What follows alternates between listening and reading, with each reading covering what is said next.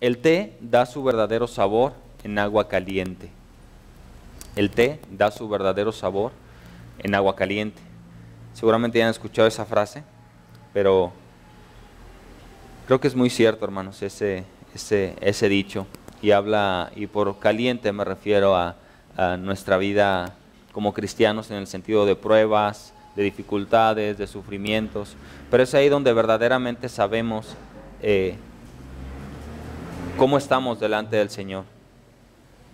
Y vamos a dividirlo en 4 puntos, hermanos. El primer punto es del versículo 1 al 6 y es el pensamiento correcto en el sufrir o en la prueba. El pensamiento correcto en la prueba o en el sufrimiento. El segundo punto es del versículo 7 al 11 y es: el sufrimiento nos debe hacer 2 cosas: unir en amor y hacernos siervos. Y versículos 12 al 19, nuestro sufrimiento debe glorificar a Dios. Dentro de cualquier circunstancia siempre debemos darle gloria a Dios y el sufrimiento no es la excepción. Y el punto 5 es encomendarnos a Dios. Bien, pues vamos a orar, hermanos. Muy bien, hermanos. Como les había repetido, 4 puntos. El primero, pensamiento correcto en el sufrimiento o en la prueba. El sufrir nos debe hacer 2 cosas: unir en amor y hacer siervos. Punto número 3, nuestro sufrimiento debe glorificar al Señor. Punto número 4, encomendarnos a Dios. Y vamos a leer versículos 1 al 6 y luego lo dividimos. De Primera de Pedro, capítulo 4, versículo 1 al 6. Dice así: puesto que Cristo ha padecido por nosotros en la carne, vosotros también armaos del mismo pensamiento. Pues quien ha padecido en la carne, terminó con el pecado, para no vivir el tiempo que resta en la carne, conforme a las concupiscencias de los hombres, sino conforme a la voluntad de Dios. Baste ya el tiempo pasado para haber hecho lo que agrada a los gentiles, andando en lascivias, concupiscencias, embriagueces, orgías, disipación y abominables idolatrías. A estos les parece cosa extraña que vosotros no corráis con ellos en el mismo desenfreno de disilusión y os ultrajan. Pero ellos darán cuenta al que está preparado para juzgar a los vivos y a los muertos. Porque por esto también ha sido predicado el Evangelio a los muertos, para que sean juzgados en carne según los hombres, pero vivan en espíritu según Dios. Pedro nos habla, hermanos, acerca del sufrimiento. Dice en el versículo 1, puesto que Cristo ha padecido por nosotros en la carne, vosotros también armaos del mismo pensamiento. Y habla de que Él padeció en la carne, y si Él padeció en la carne, habla de que Él pagó por todos nuestros pecados, y que gracias a eso Él nos libró de los pecados. Y algo similar pasa con nosotros, hermanos. Cuando nosotros estábamos en el pecado, o cuando nosotros ya recibiendo al Señor, hemos cometido pecado por algún tiempo, o estamos cometiendo algún tiempo, llega un momento en el que Dios nos confronta, y nos duele. Pero eso nos asemeja y nos hace darle la espalda al pecado y saber que no debemos estar ahí. No sé si te ha pasado, hermanos, cuando llegas a un momento de tu vida en el que sabes que estás haciendo algo mal y de repente escuchas o una alabanza o un versículo o una predicación y sientes así como que esta no fue predicación, fue una predicación, ¿no? Y parece que te están aventando piedras, pero no es eso, hermanos. Es que a veces el Espíritu Santo nos habla y nos habla fuerte. Es necesario a veces que pasen cosas duras en nuestra vida. De hecho, vamos a ver, y todos los cristianos pasamos por cosas difíciles, aún ya aceptando al Señor. No es una garantía aceptar al Señor de tener una vida dulce y rosada, no. Es una garantía de que vamos a tener la paz del Señor, la presencia del Señor y que Él va a venir por nosotros. Esa es la garantía que tenemos, no que vamos a estar libres de problemas. Pero ¿qué pasa, hermanos, cuando estamos en ese momento tan duro en nuestra vida? Y por eso el primer punto lo titulé el pensamiento correcto en el sufrimiento. ¿Y cuál fue el pensamiento que tuvo Jesús cuando estaba en el sufrimiento? Él estaba viendo en un futuro, Él estaba viendo tu presencia y mi presencia, tu alma y mi alma en el reino de Dios gozándonos. Eso es lo que estaba viendo. Él no se enfocó como dice el hermano, ¿no? en la predicación de Tesalonicenses, que su perspectiva era vertical y no horizontal.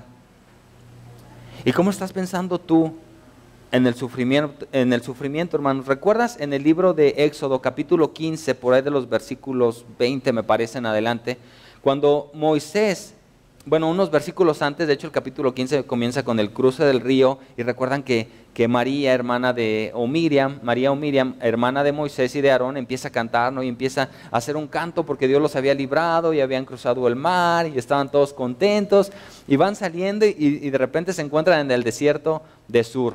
¿Y saben, alguien sabe qué significa Sur? El desierto, la palabra Sur. La palabra Sur significa murallas o pared. Entonces los lleva a un desierto, y en ese desierto están 3 días sin encontrar agua. Seguramente se habían acabado toda la que tenían. ¿Y qué pasa con el pueblo? Su forma de pensar, ¿no? Empiezan a murmurar. Empiezan a murmurar. Y más adelante, sabemos la historia, empiezan a murmurar.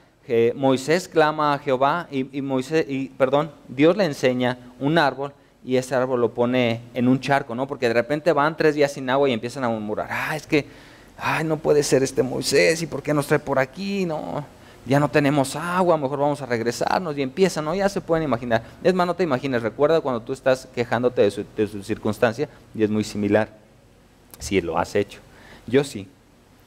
Y de repente ven la solución, ¿no? Una aparente solución, y ven un charco de agua muy grande, y ya me imagino corriendo, tratando de aventar, no sé, y se meten y empiezan a tomar, y para afuera empiezan a volver el agua. ¿Por qué? Porque era agua salada. Y a veces pasa así en nuestra vida. A veces Dios nos lleva por desiertos y tenemos que probar el agua salada pensando que es dulce. Puede ser la traición de un pastor. Yo conozco una persona que era un compañero, que él hablaba pestes del cristianismo por un pastor bueno, sinceramente no sé si era pastor en Estados Unidos, que terminó dejó a su esposa y se casó con otra mujer de la iglesia, y hizo una serie de desorden muy, muy feo. Entonces él me decía, no, yo ya los conozco a todos. Y me decía, cuida a tu esposa, cuida a tu esposa. Y ella me daba risa, ¿no?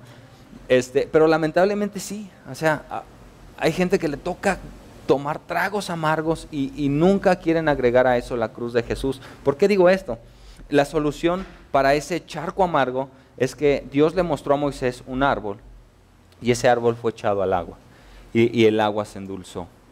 Y eso puede simbolizar varias cosas, hermanos. Primero, que esa palabra árbol, literalmente es árbol en hebreo, pero se desprenden varias palabras como carpintero, como ídolo. Y me llama la atención porque muchas veces cuando nosotros estamos en un sufrimiento, en una prueba, queremos ser el carpintero de la solución, el arquitecto de la solución. Y ese es otro error. O recurrimos a nuestros ídolos. Tal persona me va a ayudar. Es que el pastor me va a ayudar. Es que el pastor va a orar por mí. Y esa no es la solución. La solución es Jesús. Es la única solución que tenemos. Sí nos puede apoyar, y lo va a hacer de todo corazón, estoy seguro, nuestro pastor y muchos hermanos aquí. Pero esa no es la solución. Entonces, volviendo al tema, hermanos, ¿cuál es tu pensamiento en el sufrir o en la prueba? Tiene que ser el mismo pensamiento que Cristo.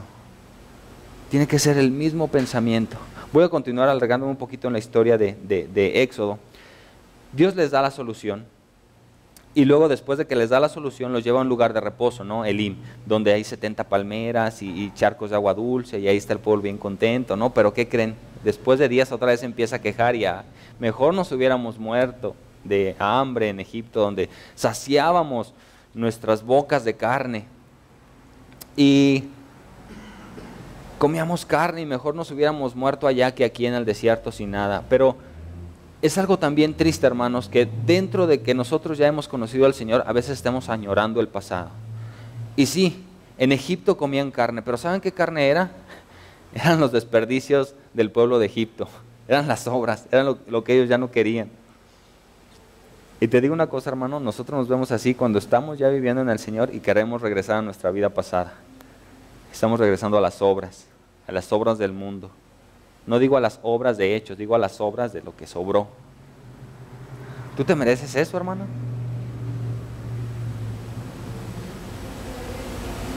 ¿Qué pensamiento tienes, hermano, en el sufrimiento? Todos vamos a pasar por ahí, todos hemos pasado. Más adelante dice que no te sorprenda porque va a venir. Es un hecho que va a venir. Si no es que ya te ha pasado, no estoy seguro, a la mayoría nos ha pasado que la familia nos da la espalda. Yo era el consentido de mi tío, el chapulín, el chiquitipulín, disculpen, no recuerdo exactamente la palabra, pero era una palabra refiriéndose a chapulín porque andaba por todos lados y que yo era el consentido y aquí y allá, y de repente ya cuando nos empezamos a congregar, pues yo, tío, ay sí, vete, sí, después, y uno siente feo, yo era un niño, ¿no? Ahora lo entiendo y prefiero que el Señor me abrace, a que un humano me abrace, aunque sea mi tío. Pero no hablo de mí, hermano, piensa en lo que te ha pasado a ti. Piensa en lo que te ha pasado a ti, hermano, y qué pensamiento debes de tener en esas circunstancias.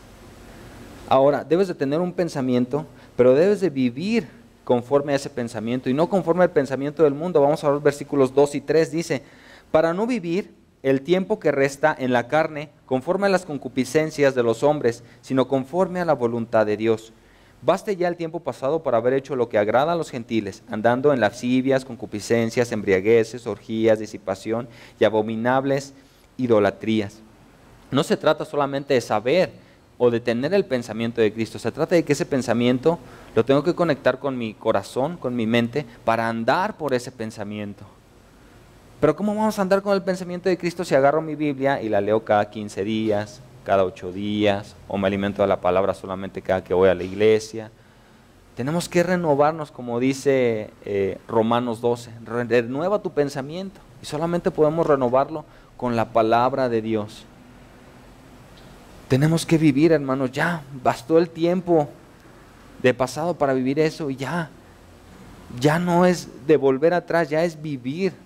Dice la Biblia que Dios nos ha preparado obras para que andemos por ellas, buenas obras, desde antes de la fundación de los tiempos, desde antes de la fundación del mundo. Imagínate, hermanos, ya tenemos un trabajo que hacer y tú y yo seguimos desperdiciando el tiempo sentándonos a ver La Reina del Sur. Ponle el programa que tú quieras ver. Desperdiciando ese tiempo en lugar de renovar nuestro pensamiento, de vivir conforme a ese pensamiento.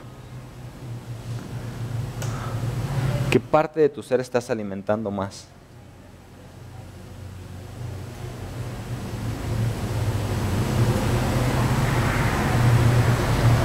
Dice que en otro tiempo andábamos en concupiscencias, lascivias, embriagueces, orgías, disipación, abominables idolatrías. Algunos de nosotros posiblemente estuvimos en asesinatos, en más cosas. Acuérdate de tu pasado, hermano.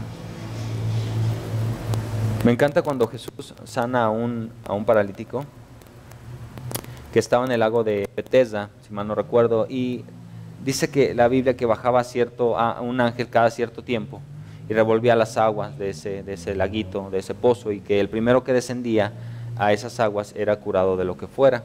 Y estaba ahí una persona paralítica y no podía bajar como un paralítico, nadie lo ayudaba, y alguien más lo veía y entraba caminando, ay, quédate. Ya sanaba y se iba, ¿no? Y ahí lo dejaban, y él estaba insistente, y Jesús lo vio y lo sana, ¿no? Y le dice, bueno, toma tu lecho y vete.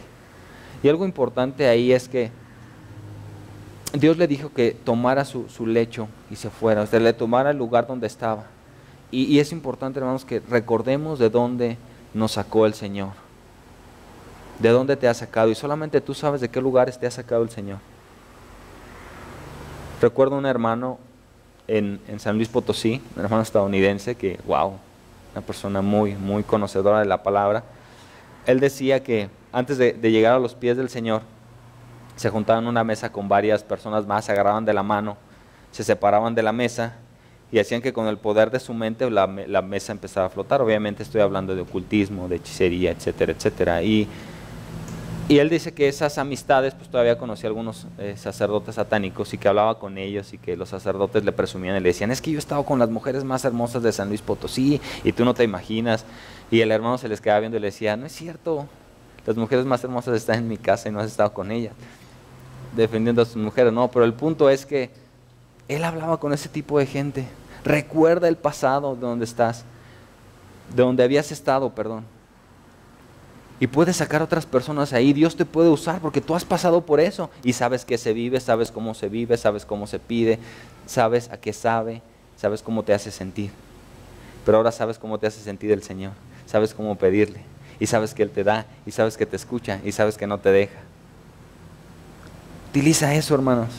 Vive conforme a eso. No conforme al mundo. Recuerda dónde te has sacado para que saques tú y que Dios te utilice para sacar a esas personas. Versículos 4 al 6. Dice: a estos les parece cosa extraña que vosotros no corráis con ellos en el mismo desenfreno de disolución y os ultrajan. Pero ellos pero ellos darán cuentas al que está preparado para juzgar a los vivos y a los muertos. Porque por esto también ha sido predicado el Evangelio a los muertos, para que sean juzgados en carne según los hombres, pero vivan en espíritu según Dios. Hermanos, debemos de tener una perspectiva celestial. ¿Te vas a tropezar en este proceso? Lo vas a hacer. ¿Y sabes cuándo lo vas a dejar de hacer? Nunca. Hasta que el Dios venga por nosotros, hasta Jesús venga a las nubes por nosotros y nos diga: hijos, es tiempo, vámonos. Y estemos en un abrir y cerrar de ojos ahí con Él. Hasta ahí te vas a dejar de equivocar. Pero enfócate en el cielo, hermanos. Y aquí lo subdividí todavía en 3 puntos. Primero, que por no actuar como ellos, nos van a juzgar. Algo de lo que ya te comentaba en el punto pasado. Yo recuerdo que yo comencé a tomar, digamos ya como alcohólico a los 18 años.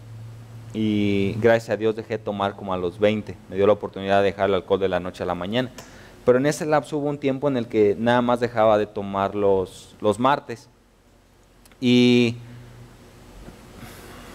a veces vanidosamente, pero ahora lo veo, era muy corto mi pensamiento. Yo me jactaba y decía: a mí no me da eso de la resaca, ni tengo cruda, ni nada de eso. Pero en realidad después pensando, dije: ay, qué necio fui. Pues en realidad nunca dejé que llegara, ¿no? Nunca dejé al grado, mi cuerpo nunca lo dejé sin alcohol suficiente como para sentirse en ese estado. No es que mi cuerpo fuera muy bueno, simplemente vivía en un estado alcohólico continuo. Y cuando dejé todo eso, hermanos, pues mis amigos empezaron a rechazar, ¿no? Al principio pues yo era su chofer designado. Ahora vamos a tal lugar, ahora vamos aquí, ahora vamos allá, ahora aquí, bla, bla. Y ellos mientras se quedaban, yo me quedaba afuera, dormido en el coche.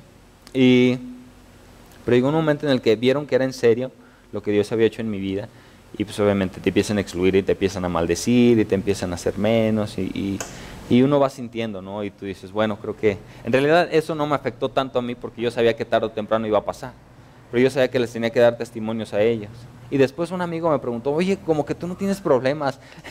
Y yo me agaché y me reí y le dije: no, a lo mejor hasta tengo más que tú, pero sé que, mejor dicho, tengo la paz de Dios en mi vida y sé que Él tiene control de todo. Y yo no tengo control de todo por más que me afane.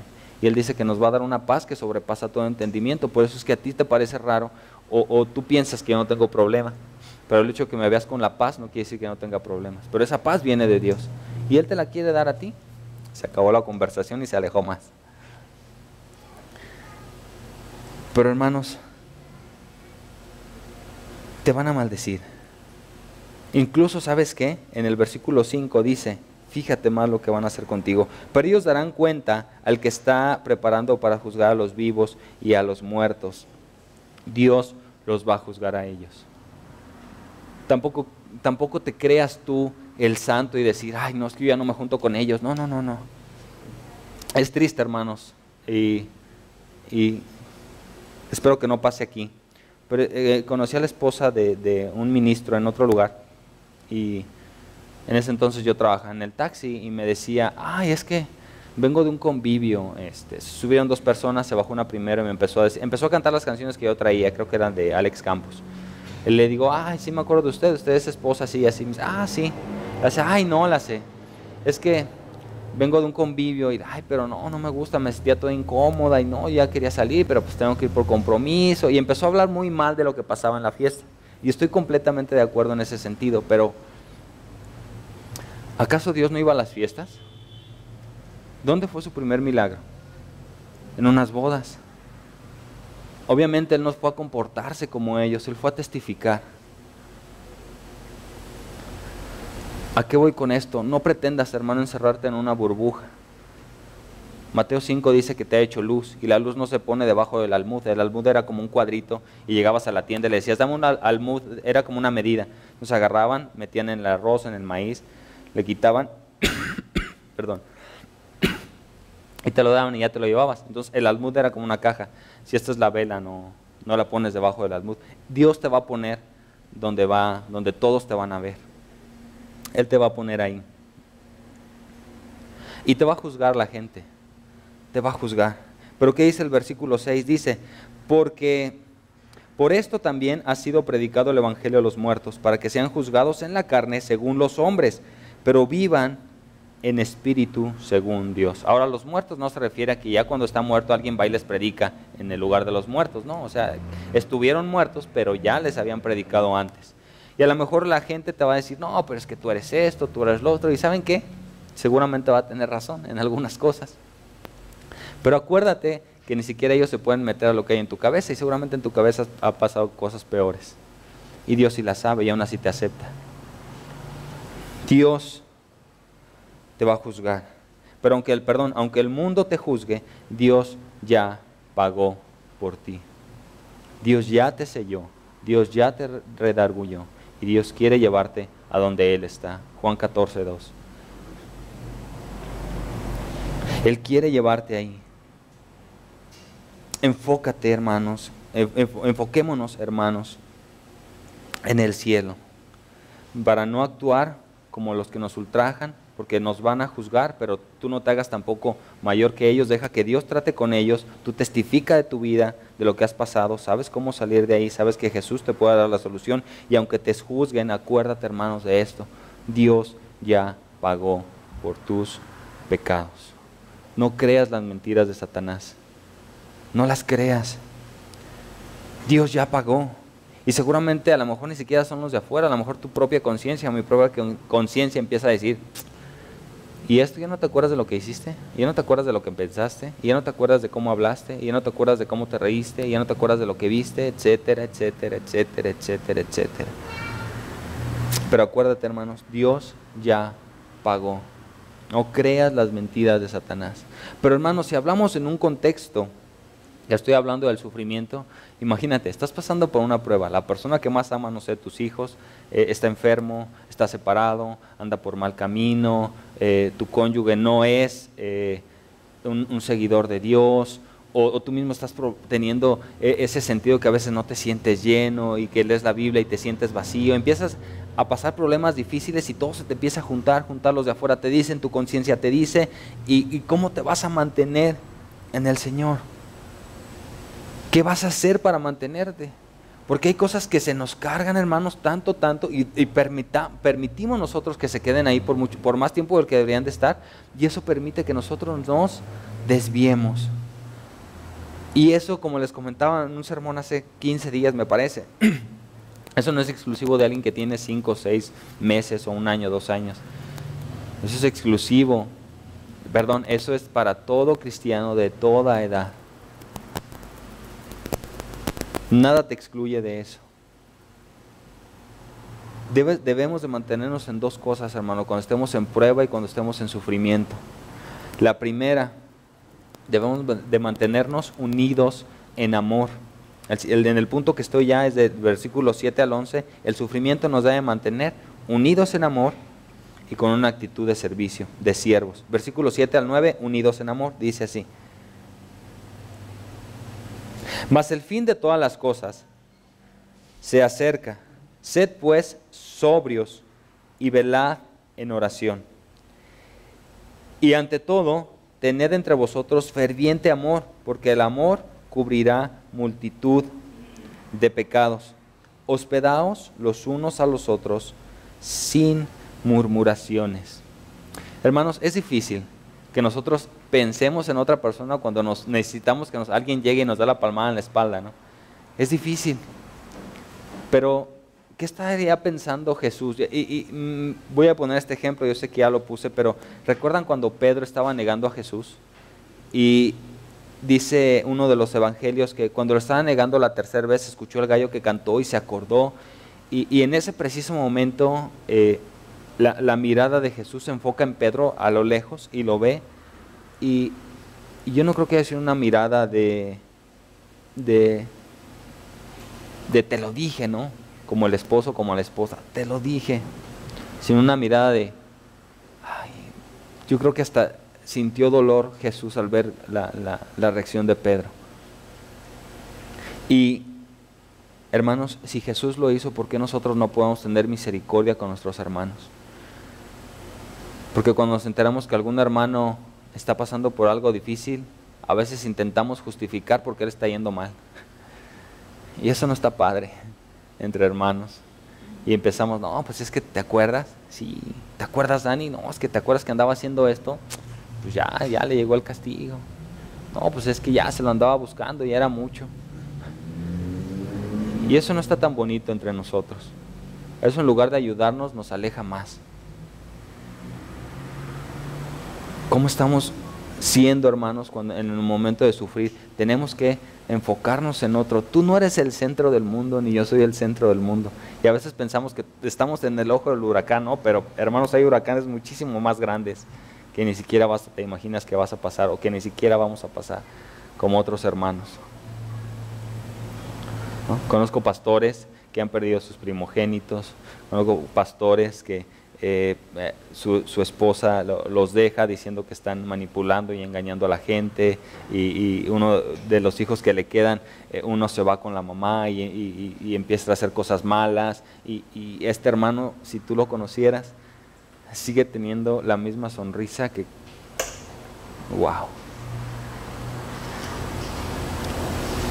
y está para ayudarte, y está para servir a los demás. ¿Y tú qué estás haciendo, hermanos?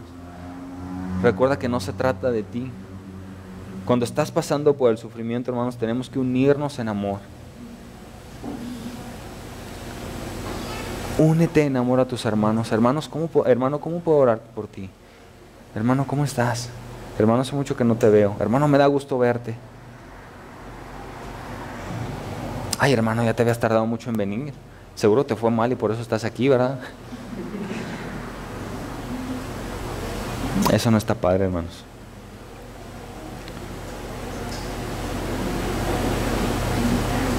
Tenemos que hacer estas dos cosas, hermanos. Unirnos en amor.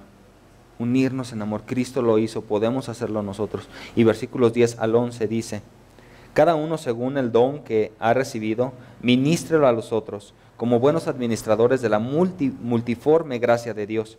Si alguno habla, hable conforme a las palabras de Dios.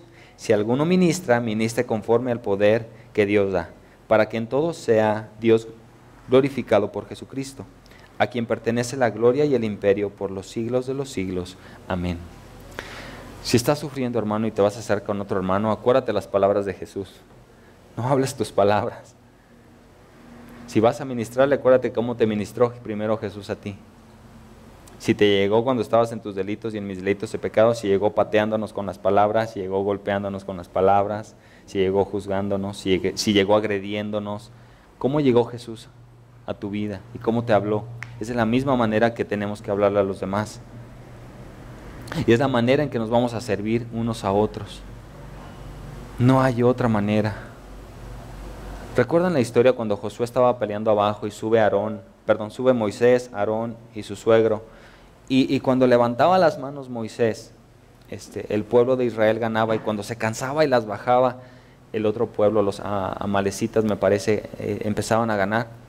¿Qué hicieron las otras dos personas, Aarón y el suegro de Moisés? Le acercaron una piedra. A ver, Moisés, ven, siéntate. Y se volvió a cansar. ¿Y qué tuvieron que hacer? Sostenerle la mano cada uno. ¿Cuándo fue la última vez que sostuviste la mano a alguien cansado? Hermano, pero es que tú no sabes lo que yo estoy pasando. Hermano, estamos hablando de que tú y yo vamos a pasar por sufrimiento, pero que en medio del sufrimiento tenemos que enfocarnos en servir en amor a los demás. Siempre. No es de que hoy por ti, mañana por mí. Es siempre para los demás. Ama a tu prójimo como a ti mismo. ¿Qué te gustaría que hicieran por ti cuando estés en depresión o en un fuerte problema? Eso mismo haz con otros hermanos. Y no hay un tiempo específico, es cuando pase. Pero de verdad, hermanos, perdóname, pero a veces estamos tan enfocados en nuestra circunstancia que pareciera que el mundo de verdad cabe en nuestra mente. O sea, nos llegamos a comportar de una manera egoísta, perdón.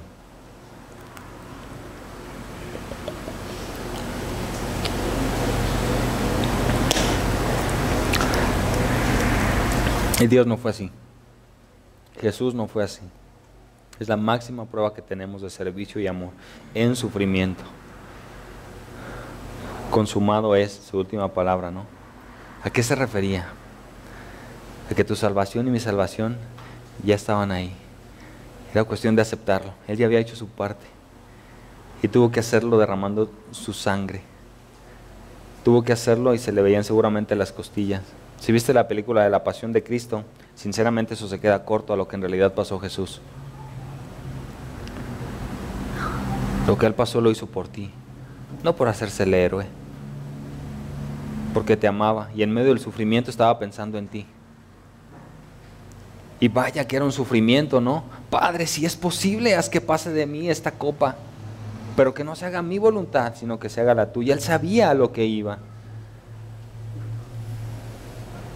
¿Te imaginas unos días antes que se acercaba ya la fecha, la hora de su muerte? ¿Acaso habrá podido dormir Jesús? ¿Recuerdas cuando estaba ahí orando eso y que sudó como gotas de sangre? Médicamente es un lugar que te sientes tanta presión que hay en ti que tus vasos sanguíneos empiezan a reventar y la empiezas a transpirar la sangre. Pero imagínate, sin ningún golpe, sin nada, algo emocional, algo sentimental. Y eso solamente era el inicio. Debemos de tener un pensamiento correcto en las batallas y en los sufrimientos. Y debemos de tener, y el sufrimiento y el pensamiento correcto nos debe unirnos en amor y hacer que nos sirvamos unos a otros.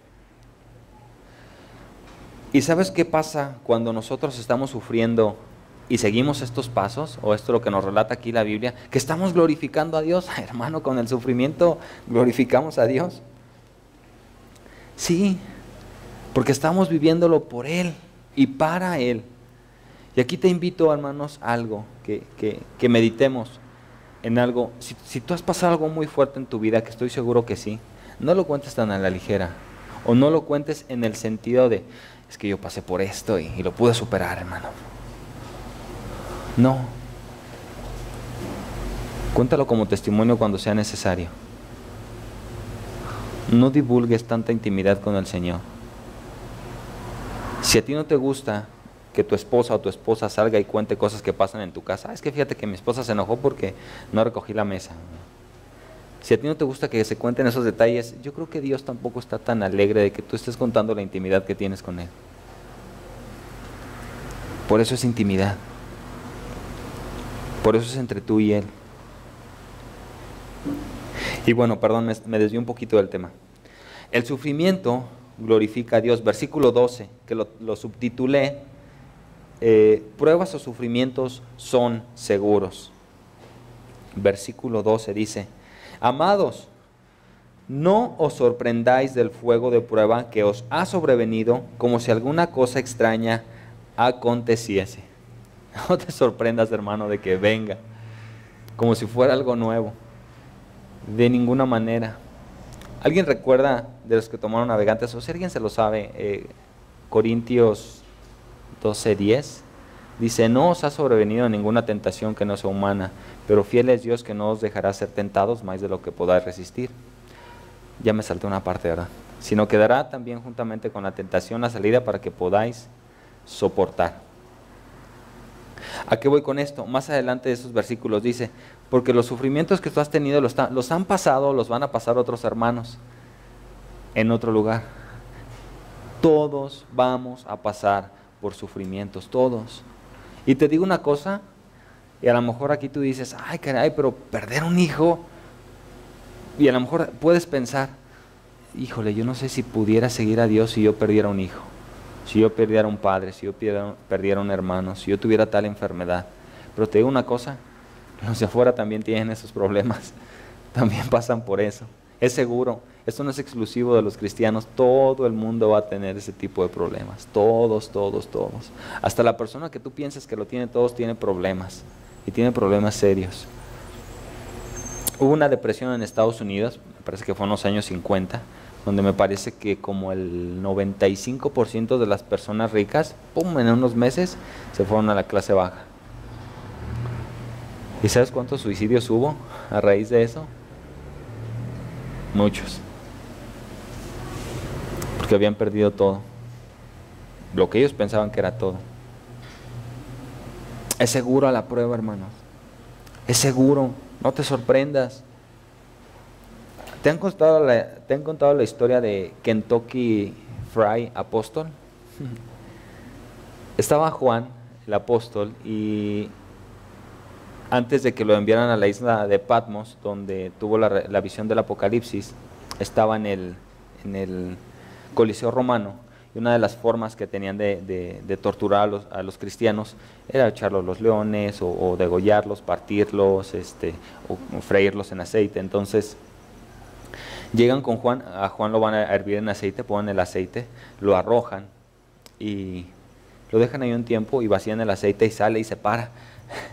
Por eso es que lo envían a Patmos, para que no todos se dieran cuenta que había sobrevivido. Pero imagínate, que no le hubiera pasado nada en su cara, o a lo mejor sí, a lo mejor tenía las cicatrices, pero vivió. Kentucky Fried Apóstol. No hemos pasado por algo así. No hemos pasado por algo así. ¿Y qué hizo Juan?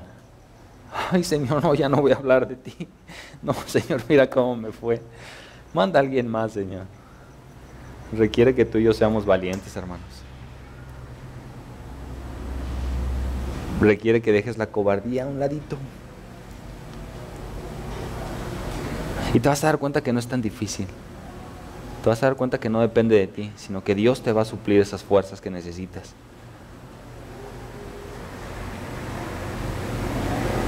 Todas las pruebas, es seguro que tengamos pruebas, creas o no en el Señor, pero si creas en el Señor tienes la ventaja de tener su paz y tener la convicción de que te va a sacar adelante, que Dios nos lleva de victoria en victoria. No te sorprendas. ¿Cómo a mí, Señor? Oye, Señor, aquel hermano, mira cómo anda y ¿por qué a mí me mandas esto? Los que tenemos hijos, nunca nos ha pasado que se enferman. Y se enferman, y se enferman, y se enferman, y se enferman, y se enferman, y se enferman, y hasta parece que ya sabemos, ¿no? O sea, llegó un momento en el que mi esposa Elizabeth y yo, era viernes a las 5 de la tarde y ya tienes la maleta. En serio, cada viernes teníamos que ir al hospital cuando Val estaba pequeña. Cada viernes, no sé cuántos meses fue así, pero fue mucho tiempo. Y sí se llega a desesperarnos. Señor, ¿qué pasó? ¿Castigo? ¿Qué es? Pero la prueba es segura. Gocémonos en las pruebas, hermanos. Ah, caray. Y muchos me ven así como diciendo, ahora sí ya se excedió este brother. Versículos 13 al 14, vamos a ver qué nos dice. Sino gozaos por cuanto sois participantes de los padecimientos de Cristo, para que también en la revelación de su gloria os gocéis con gran alegría. Si sois vituperados por el nombre de Cristo, sois bienaventurados, porque el glorioso Espíritu de Dios reposa sobre vosotros. Ciertamente, de parte de ellos, Él es blasfemado, pero por vosotros es glorificado. Tú y yo vamos a tener muchas pruebas, hermanos, y gózate en las pruebas. ¿Por qué? Porque estás pasando algo de lo que pasó Cristo, o solamente quieres ser parte de lo bueno. ¿Recuerdan cuando la mamá de dos apóstoles se acerca con Jesús, y tal vez también ellos se acercaron? Le dijeron, ¿nos deja sentar uno a la derecha y el otro a la izquierda? Y Jesús les dijo, eso no está en mí darlo, pero con el bautismo con el que soy bautizado, ustedes no pueden, ahorita no van a ser bautizados, no pueden ser bautizados, no lo van a soportar. Y le dijeron, Señor, sí, sí podemos. Bueno, la verdad sí iban a pasar por sufrimiento, pero hablaba del sufrimiento. Él hablaba del sufrimiento, pero qué dicha, hermanos, es poder participar de los padecimientos que participó nuestro Señor Jesús.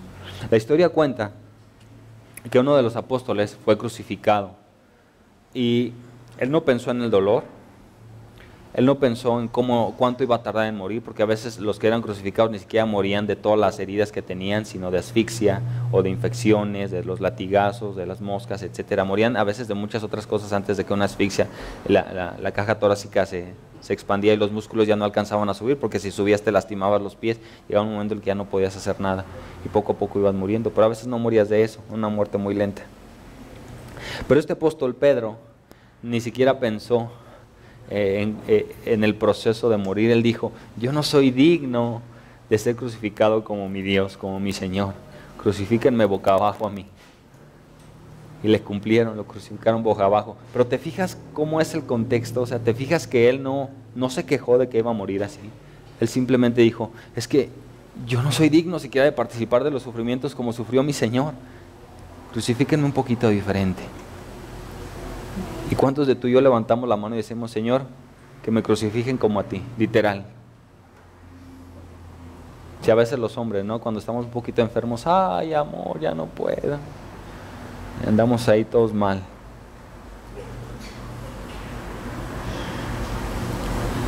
¿Qué pasará con un sufrimiento de verdad? Un hijo.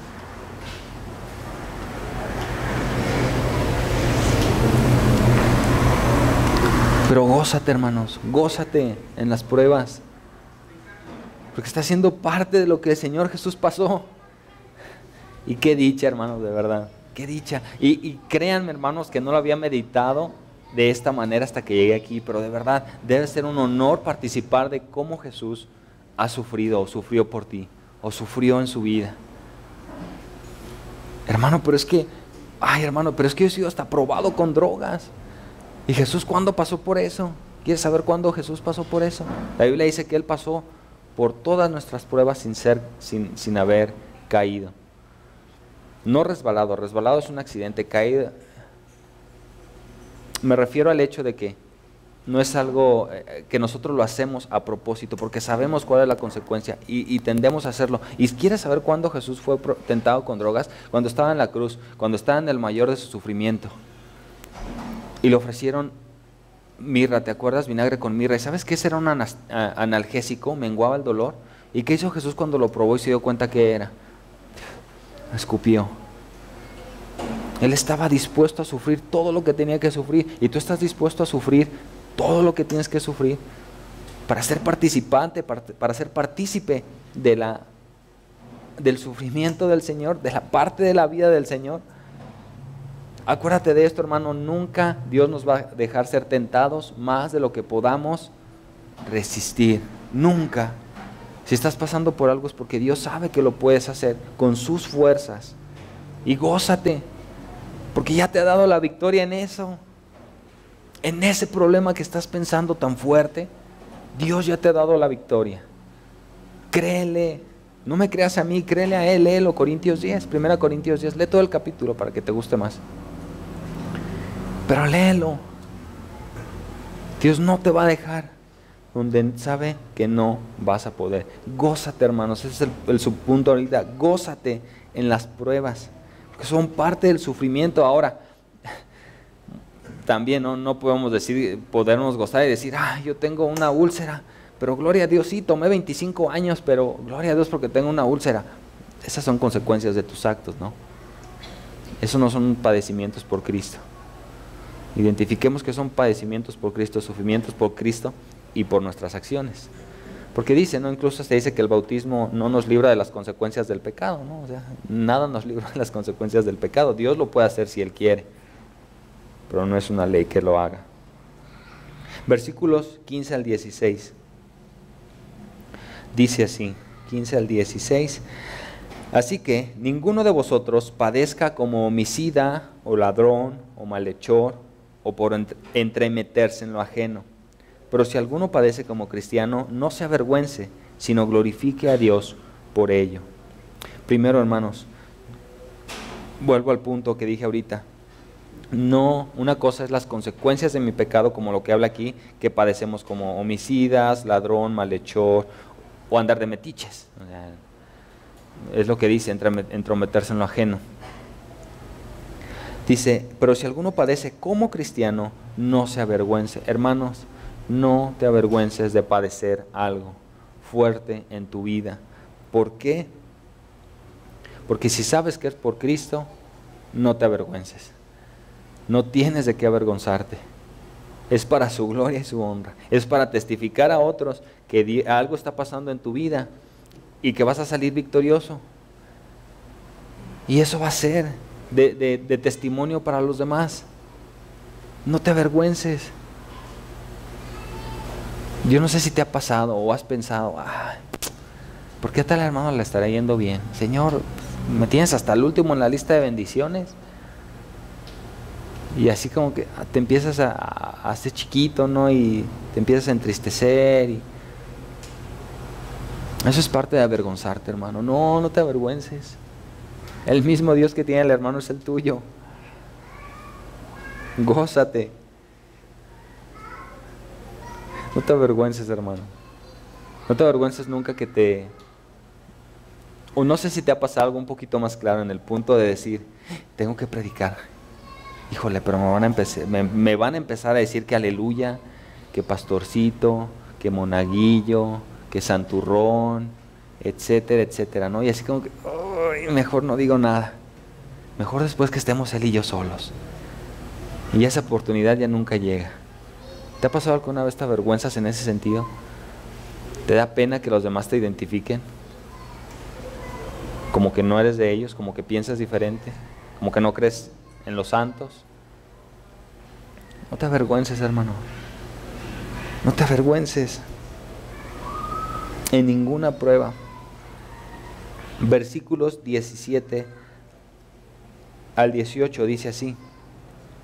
Y si el... Permíteme. 17. Aquí está, perdón. Porque es tiempo de que el juicio comience por la casa de Dios. Y si primero comienza por nosotros, ¿cuál será el fin de aquellos que no obedecieron al Evangelio de Dios? Cosa dura, ¿no? Y si el justo con dificultad se salva, ¿en dónde aparecerá el impío y el pecador? ¿Recuerdan el libro de Ezequiel capítulo 9, me parece? Habla de un juicio y que Dios va a enviar a unos ángeles y que va a empezar a matar gente, estos ángeles. Pero ¿saben por quién iba a empezar? Por los sacerdotes del templo. Dios empieza a juzgar a los de su casa primero. Dios empieza a disciplinar a los de su casa primero. Y si alguien te ha dicho que Dios no castiga, es una mentira. Busca en la Biblia, Dios castiga. Pero es paciente. No estoy hablando de que lo que te pase sea un castigo de Dios. No. De verdad yo creo que Dios tarda muy, muy paciente. Y como dice Oseas, primero te llama con cuerdas de amor y te muestra una y otra vez con amor y con paciencia. Pero Dios castiga. De hecho, la Biblia dice, ¿no? Al que Dios toma por hijo, lo azota. Y esa palabra azota es la misma que utilizaron con Jesús en el pretorio cuando le estaban pegando. Con el látigo que le desgarraba los músculos y la piel y todo. Se quedaba encajado y lo jalaban y se desgarraba todo.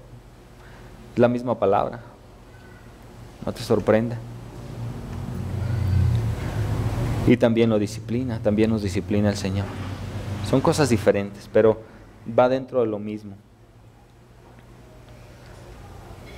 Todo esto, hermano, versículo 17, porque es tiempo de que el juicio comience por la casa de Dios y si primero comienza por nosotros, ¿cuál será el fin de aquellos que no obedecieron al Evangelio de Dios? ¿Cuál será el fin? Nosotros sabemos nuestro fin y sabemos que si aún Dios nos disciplina es por nuestro bien y porque nos va a llamar otra vez a su pueblo y nos va otra vez a levantar y nos va a animar y nos va a seguir sustentando y apoyando si nosotros nos dejamos. Pero ¿qué pasa con los de afuera? No hay otra cosa más que el infierno. No hay un purgatorio para ir y ahí seguir haciendo cosas buenas hasta que te ganes. Esa fue la idea de un líder de una iglesia por ahí del año 400 que hablaba del proceso de la salvificación, que decía que la Biblia dice que nada de la carne puede entrar al cielo. Y Y esta persona afirmaba que el sacrificio de Jesús sí era completo, pero lo estaba negando al decir que tienes que ir a otro lugar a acabarte de purificar o seguir haciendo cosas buenas para poder a la vez entrar al cielo. Pero hay una cosa bien sencilla: a este líder se le olvidó que este cuerpo no va a entrar al cielo. Vamos a ser glorificados. Vamos a tener un cuerpo como el que Jesús entró al cielo. Nada más ese pequeño detalle se le olvidó. Pero de ahí se han formado muchas cosas. Y si el juicio comienza por la casa de Dios, ¿qué se esperan los de afuera, hermanos? Entonces gózate, porque yo prefiero que Dios me dé un buen jalón de oreja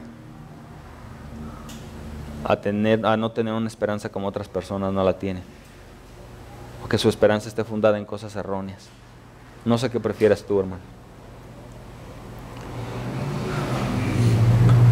Dice el 18, y si el justo con dificultad se salva, ¿en dónde aparecerá el impío y el pecador? ¿Dónde va a estar, hermanos? Y cuando Dios te llame la atención, cuando Dios te discipline, es una manera de testificar. Todas las pruebas, hermanos, las dificultades son una oportunidad de testificar en carne propia que Dios es bueno y que Dios sigue siendo bueno, y que a pesar de que te discipline, a pesar de que haga lo que haga con tu vida, Él lo hace todo con un propósito de tenerte sano y tenerte bien delante de Él, y de que crezcas y de prepararte para otras cosas fuertes, porque van a venir. Es como una testificación, hermano, testificar a los demás. El último punto, encomendarnos a Dios. Después de haber hablado tanto tiempo del sufrimiento y de que se presentan cosas tan difíciles, que estoy seguro que ni siquiera toqué todas las por las que tú has pasado, nos queda el versículo 19, y dice así: de modo que los que padecen según la voluntad de Dios, encomienden sus almas al fiel Creador, y hagan el mal, y quédense postrados en su casa lamentando su situación, y vayan con psicólogos y cuéntenle sus problemas para que se mejoren, y vayan con el Feng Shui, y vayan con la vecina a que les dé un buen consejo de vecinas que ni siquiera conocen al Señor, a que te dé un consejo a ti que sí conoces al Señor. Tú ya sabes qué hacer.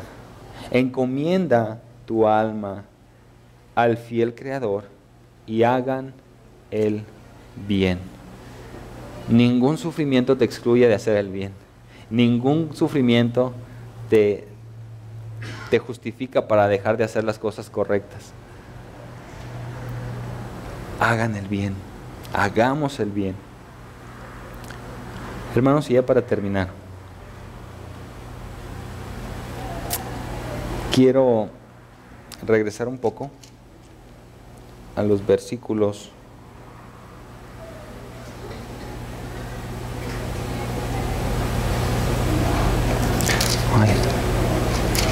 al inicio, hermanos. Tener el pensamiento correcto, que es el versículo 1, y dice: pues que Cristo ha padecido por nosotros en la carne, vosotros también armaos del mismo pensamiento. Pues quien ha padecido en la carne terminó con el pecado. Hermanos, a lo mejor este sermón, a lo mejor no escuchaste nada de todo el sermón, pero si algo, hermano, vas a escuchar es: ármate del pensamiento que tuvo Jesús en su vida. Él fue tentado en todas las áreas de la vida, sin pecado. Cuando tú te encuentres en una ocasión para pecar, ¿cómo piensa Jesús? ¿Cómo pensó Jesús? ¿Qué hizo Jesús? ¿Cómo actuó? ¿Cómo habló? ¿Juzgó, rechazó, amó? ¿Qué hizo Jesús? ¿Qué haría Jesús en la circunstancia que tú estás pasando, hermanos? Tal vez en tu trabajo, en tu familia. ¿Qué haría Jesús? Yo creo que hemos escuchado decir muchas veces esto a varias personas, ¿no? Quisiera largarme de aquí. Quisiera irme lejos y no saber nada de nadie. Esa no es la solución. La solución es armarte del mismo pensamiento que tuvo Cristo Jesús. Y si no te armas de ese pensamiento, este ciclo no va a funcionar. El ciclo del sufrimiento no va a ser en un beneficio tan rápido como Dios quiere que lo sea. Porque Dios dice que a todos los que le aman, todas las cosas son para bien. Y todas las cosas en griego es todas las cosas, buenas y malas. ¿Cómo estás pensando hoy en la mañana? ¿Cómo vas a pensar de aquí en adelante? ¿Te vas a armar del pensamiento del mundo o del pensamiento del horóscopo o del pensamiento de la tele o del pensamiento? ¿Qué pensamiento vas a poner en tu cabeza? Tiene que ser el pensamiento de Cristo Jesús. Porque Jesús, cuando estuvo aquí, no utilizó sus poderes divinos para soportar todo lo que iba a pasar en la cruz. Él simplemente sabía lo que tenía que pasar y su fe no lo dejó que se cayera. Él mismo dijo, podría mandar a una legión de ángeles que me librara de esta circunstancia, pero no lo hizo. Él mismo, cuando fue tentado, dijo, no solamente de pan vivirá el hombre. Yo no sé si lo habías entendido así, pero Jesús no le dijo a Satanás, no solamente de pan vivirá el Hijo de Dios, no solamente de pan vivirá Dios encarnado. Él está diciendo, no solamente de pan vivirá el hombre, y tú y yo somos hombres. Él se identificó con nosotros. Y Él salió por su manera de pensar. Salió adelante por su manera de pensar conforme a las Escrituras. Vamos a orar.